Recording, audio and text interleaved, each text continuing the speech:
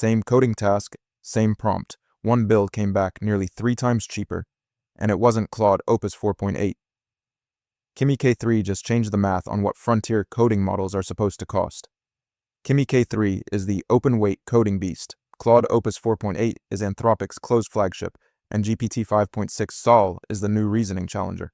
So which one actually earns a spot in your stack?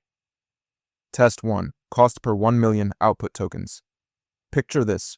You're running a coding agent overnight, it hammers the API for 8 hours, and you wake up to a bill that's double what you budgeted. At $25 per million output tokens versus $15, that gap compounds fast on any serious workload. And GPT 5.6 Sol doesn't even have a published number yet. I looked at official pricing and community-run deep AdsWE task logs, and the gap is real on both. On list price, Kimi K3 is $15 per million output tokens. Claude Opus 4.8 is $25.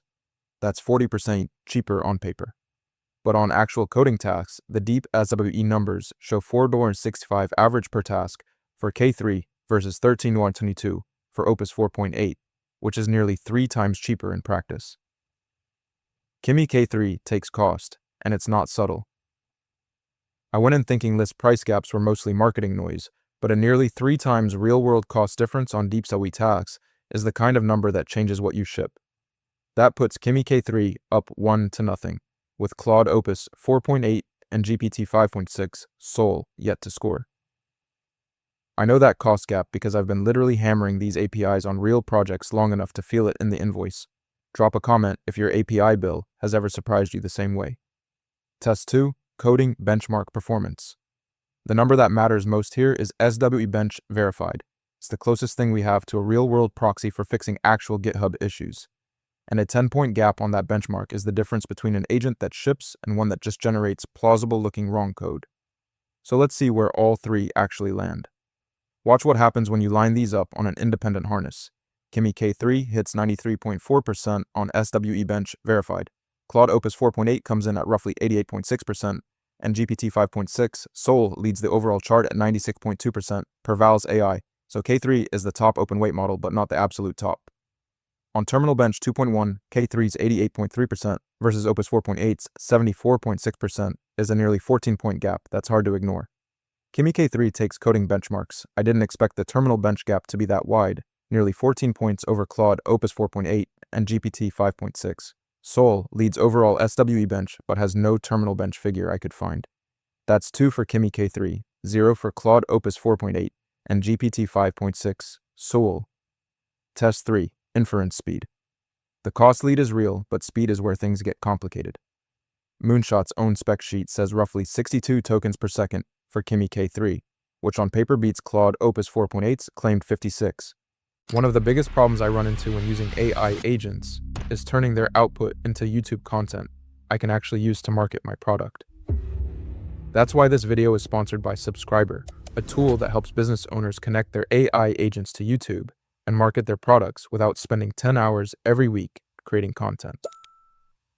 You can connect Claude or ChatGPT directly to Subscriber. It then analyzes your business, website, and YouTube channel to help you create SEO-optimized video ideas, scripts, thumbnails, and even complete videos that actually match your brand.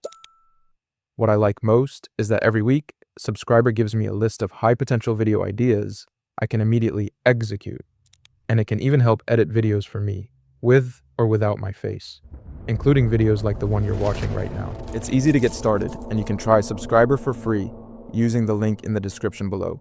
Now back to the video. That looks clean until you start pulling independent measurements, and then the story gets a lot messier. I had to run it twice to believe this. Artificial analysis measured Kimi K3 at roughly 32 tokens per second in independent tests, while Orca Router clocked Claude Opus 4.8 at about 74.3. Those are different test setups, so you can't stack them directly, but the directional signal is clear.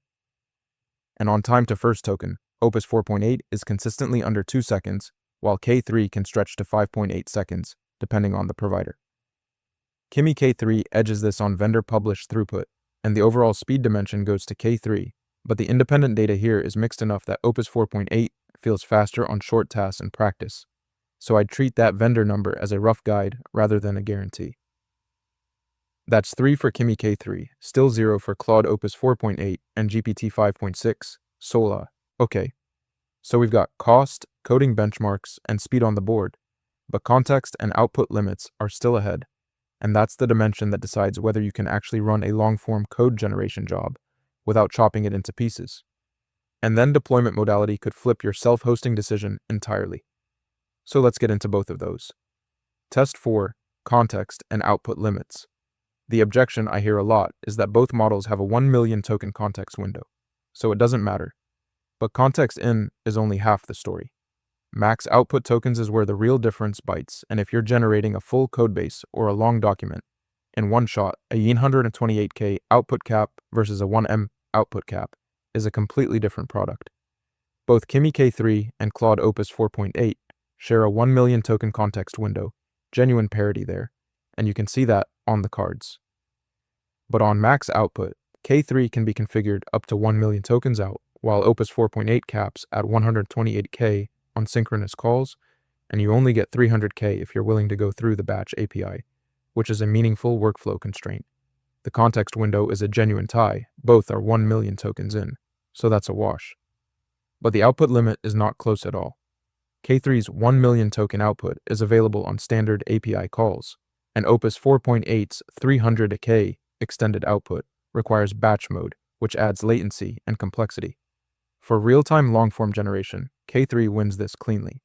Kimi K3 takes context and output limits. I was expecting this to be closer given the shared 1 million context window, but the output cap difference is the kind of thing that breaks an entire pipeline design. That's 4 for Kimi K3, 0 for Claude Opus 4.8, and GPT-5.6 Sol. Test 5, deployment and modality. The concrete failure scenario here is you build a product on a closed API, the vendor changes pricing or access rules, and you have zero recourse. You can't self-host, you can't fine-tune, you're just stuck. Open weights changed that equation entirely, and K3's weights landed on Hugging Face on July 27th, which is a big deal for anyone who needs control over their stack. Kimi K3 is open weight with native video input support on top of text and images. Claude Opus 4.8 is closed and API only, full stop. Where Opus 4.8 pushes back is agentic tooling. Deep MCP support and parallel subagents inside Claude code are genuinely more mature than K3's current setup. So if you live in that ecosystem, that's a real advantage worth naming. Kimi K3 takes deployment and modality. Open weights plus native video input is a combination. Claude Opus 4.8 simply can't match, and I didn't expect the modality gap to matter as much as the self-hosting angle. But both are real. That's 5 for Kimi K3, 0 for Claude Opus 4.8 and GPT 5.6 Sol across the board. Alright, so where does K3 actually win? Cost is the big one. $15 versus $25 per million output tokens on list price, and 4.65 versus $13.22 per real coding task on deep SWE. It leads on SWE bench verified and terminal bench at 88.3%, nearly 14 points ahead of Opus 4.8 on that second one. And it's the only open weight model here, with native video input and up to 1 million output tokens on standard API calls. Claude Opus 4.8 wins on response feel. Its time to first token is consistently around 1.96 seconds, while K3 can stretch to 5.8 seconds depending on the provider, and that latency difference is real in interactive workflows. Opus 4.8 also has the most mature agentic tooling, MCP support, parallel subagents in Claude code, and strong computer use performance at OS World 83.4%, which K3 hasn't matched yet.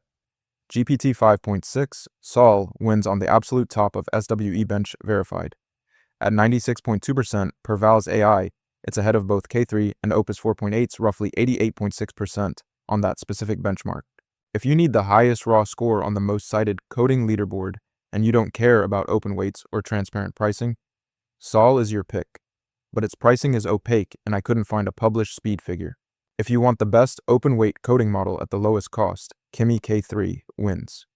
It's nearly 3 times cheaper per task than Claude Opus 4.8 in real runs, and that's the number that changes what you ship. If you live inside Claude code and need mature agentic tooling, go Opus 4.8. If you need the absolute top SWE bench score and pricing transparency doesn't matter, GPT 5.6 Sol is your pick.